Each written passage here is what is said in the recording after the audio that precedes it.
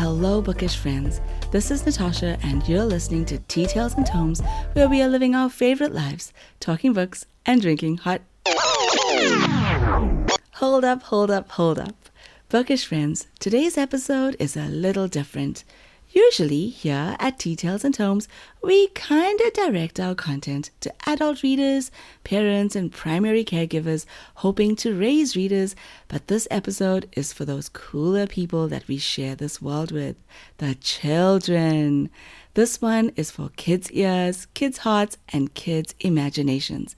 So adults, parents, if you'd like, press play, grab your cup of tea, step back a little, and let the children take the front seat. If you're listening to this and you're between 5 and 18 years old, this episode is for you. Not for your parents, not for your teachers, not for anyone who's ever told you that you should read or what you should read. Just you. You don't need to love reading to listen. You don't even need to like books. You just need to be curious enough to stay with me, your host, for a little while. Come along. Let's be honest for a moment. Gaming is fun, watching videos is fun, scrolling is fun. Heck, you'll often find me scrolling through Instagram, watching videos. I really do love cat videos. And my favorite PlayStation game is Ratchet and Clank. Screens feel fast and exciting and shared, like that's where everyone is. That's where new slang is born, where jokes spread, where things feel alive. And sometimes, just sometimes, books and reading can feel slow, or quiet, or a little different, or even a little isolating. And that feeling, it's real, and I get it. So this isn't an episode about giving up games or ditching screens, not at all. It's about something way more interesting than that. It's about how books quietly built the world, actually, the worlds that you love. And no, I'm not sneakily trying to make you read anything. No tricks, no lectures, just a little rambling I think you're going to find really interesting, knowing how curious you are. Because today we're digging into why books are the originals, the OGs, the GOATs. If there are adults listening, that means greatest of all times. Books are straight fire, no cap. Ready to listen? Let me ask you something. Do you like Fortnite, Minecraft, Stranger Things, Marvel and DC movies, exploring space, building things, imagining new worlds, using Google Earth, playing Roblox? None of these things came out of nowhere. In fact, did you know that the creator of Minecraft, Marcus Persson, often called Notch, what a cool name, has spoken about how imagination, problem solving, and learning systems all came from years of reading, experimenting, and most of all, curiosity. Would you believe that as a child, he was actually less interested in playing games as much as reading computer programming books and manuals? That's just so fascinating to me. And this is the person that went on to create this remarkably unique game called Minecraft and made huge amounts of money with this creation. It all started with reading. And the Duffer Brothers, who created Stranger Things, were huge readers growing up. Their series, Stranger Things, is filled with ideas borrowed from books. Science fiction, fantasy, adventure stories, all mixed together in new and fabulous ways.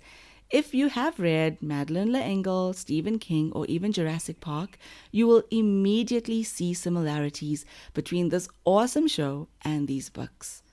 And Stan Lee, who helped create Marvel, was a reader way before he was a writer. He learned how stories work by reading them first, how heroes struggle, fail, get back up, and evolve. The people who design games like Fortnite and Roblox, they don't just code. They read scripts, they read lore, they read history and mythology. They read stories to understand how to create virtual worlds that feel alive to us. Books don't compete with games and movies. I'm going to say that again. Books don't compete with games and movies. There is actually no competition there. Books and stories are where those worlds begin. Books are the originals, the foundations, the real McCoy. Books are the ultimate Sigma, the ultimate fighter, the OG, straight fire. And in the lingo of some of the kids of today, books eat and leave no crumbs. Now here's something even more interesting. Let's talk for a moment about the genuine magic that happens when we do read. When you read, your brain doesn't just look at words. Reading is a kind of superpower, and not in a cape and lasers kind of way. It's a superpower in a brain upgrading itself way. I'm going to repeat that. When you read, your brain doesn't just look at words. It lights up like a city at night. Your brain builds a world, just like those creators I was telling you about. Scientists have even discovered that reading connects parts of your brain that don't usually talk to one another. The parts that handle imagination, memory, emotions, sound, and even movement all switch on. Your brain is basically running a full-on simulation. How cool is that? So if you read about a character running, the same brain areas activate as when you actually run. If a character feels scared or excited, shy or nervous, your brain practices those feelings too. That means that reading is training your brain to understand people better, understand yourself better, without you even noticing.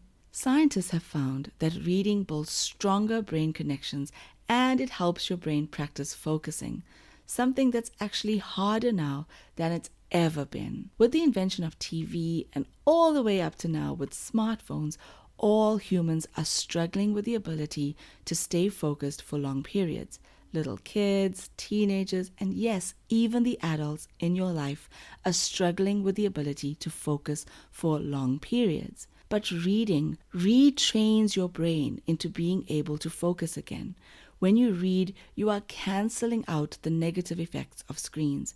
Reading strengthens your memory. It stretches your imagination. So yeah, reading isn't homework. It's brain XP. It's a superpower you level up every time you turn a page. So think about that the next time you open a book and enjoy a story. And here's the real kicker. The more you read, the stronger those connections become, even when you're not holding a book. Here's the thing most people don't tell you. It's almost like they're trying to keep this amazing knowledge from you so that they're leveling up while you're not. But I'm not a gatekeeper and I want you all to level up. Reading also gives you power over yourself. It helps you explain what's going on inside your head. It gives you words for feelings you didn't know had names. It helps you notice patterns, how people act, why choices matter, how stories unfold. Almost like you are Sherlock Holmes, one of the greatest detectives of all time. And that's elementary, Watson. Reading makes you better at imagining different futures, different versions of yourself, different ways the world could be. And that's powerful. You are powerful when you read. And now I want to tell you something I hope you never ever forget. There are more than 7 billion people on this planet. And sometimes, especially when you're young, it can feel like no one thinks the way you think, or feels the way you feel, or struggles with the things that you struggle with. Books exist to remind us that we are not alone. Somewhere, someone has felt what you're feeling. Started school and feeling anxious and overwhelmed with everything? This is such a normal and common emotion that there are so many books with characters that are going through the exact same thing. And just some examples that I can think of off the top of my head. New Kid by Jerry Craft, Focused by Alison Gerber, and The Extremely Embarrassing Life of Lottie Brooks by Katie Kirby. All these characters and so many others are going through the exact thing that you are experiencing right now. Parents arguing all the time or going through a separation or a divorce and you feel stuck or caught in the middle of these big feelings. There's Flora and Ulysses by Kate DiCamillo, One Last Shot by John David Anderson, and Eggs Over Evie by J.C. Peterson. You are not alone. Or what about having your body change as you go through puberty and your emotions are feeling all out of whack? You are not alone. So when you feel different and when you feel like you're not fitting in anywhere, trust me, You are not alone. Someone somewhere is going through exactly what you are going through. They've been overwhelmed, scared, excited, confused, left out, brave when they didn't feel brave at all. And they wrote it down. And when you read, you're not just reading a story. You're meeting another human being across time and distance who is quietly saying, "Me too." And that's one of the bravest and most magical things about books. They are our friends too. But is reading really cool? So let's talk about the one thing that no one likes to say out loud. Sometimes reading doesn't feel very cool, but here's the truth. The people who change the world are almost always readers first. Scientists, inventors, explorers, artists, game designers, filmmakers, they read to understand how things work. They read to imagine what doesn't exist yet. They read because curiosity needs fuel. Reading doesn't make you boring. It makes you dangerously interesting. Did I just say dangerously interesting? So let's talk about that a bit more. Do you know what the word ban means? The word ban, B-A-N, means to make something illegal, to forbid something. Have you noticed that people in power, I'm not talking about your parents, I'm talking about governments and lawmakers. Have you noticed that these people almost never ban games? No matter how violent, crazy, whack, inappropriate a game is, no one bans it. These same people, they don't usually ban movies and series. There are some really awfully frightening movies out there, and these do not get banned. They don't ban screens, despite screens being proven time and time again to negatively affect us all. But books? Books get banned, forbidden, removed from shelves all the time, all over the world. Now ask yourself, why? If books were boring, uncool, if they didn't matter, if they weren't powerful, no one would bother banning them, right? So why are books banned so often?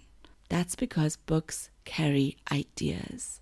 And ideas are powerful enough to scare people who want to stay in control, to control your thoughts.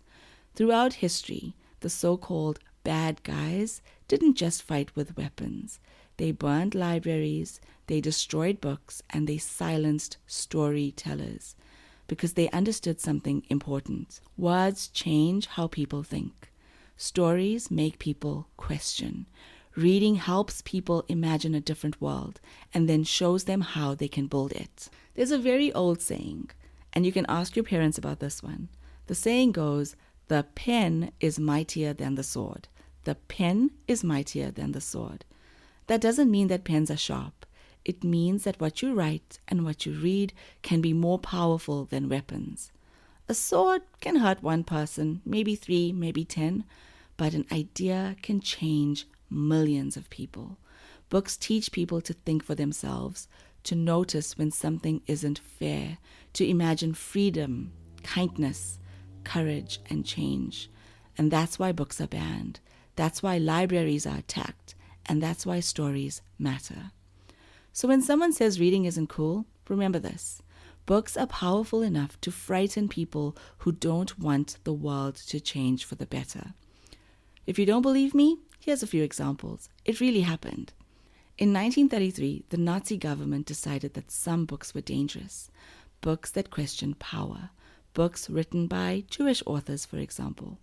Books about freedom and fairness. So they burnt them in massive public fires. The goal wasn't just to destroy stories. It was to control what people were allowed to think. Because when you control books, you control minds. Much more close to home, in South Africa, during apartheid, many books were banned because they told the truth. Stories about inequality, books written by Black authors, books that challenged the system. Libraries removed them. People hid them. Some books were passed hand to hand like secret treasure. Because even when books are banned, stories still find a way to survive. Another example, way back in the past, During times when kings and rulers wanted total control, did you know that ordinary people were not allowed to read at all? Only a small group of people were allowed access to books.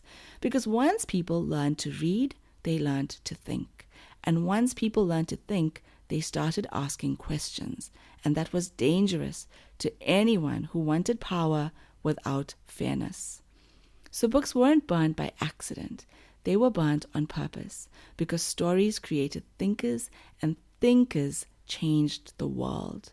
When you are a reader, you are a leader. And that's why today, when you pick up a book, you're doing something brave, even if it feels quiet. And for me, that makes reading one of the coolest, bravest things you can do. Now listen very carefully, because this part really matters. You don't have to love reading. You don't have to read fast. You don't have to read big books. You don't even have to finish every single book that you start. Reading is not a test. Reading is an invitation. You're allowed to read comics, graphic novels, game guides, myths, space facts, audiobooks. You're allowed to read 1 page, 5 minutes, 1 chapter. Choosing your own stories is part of the magic.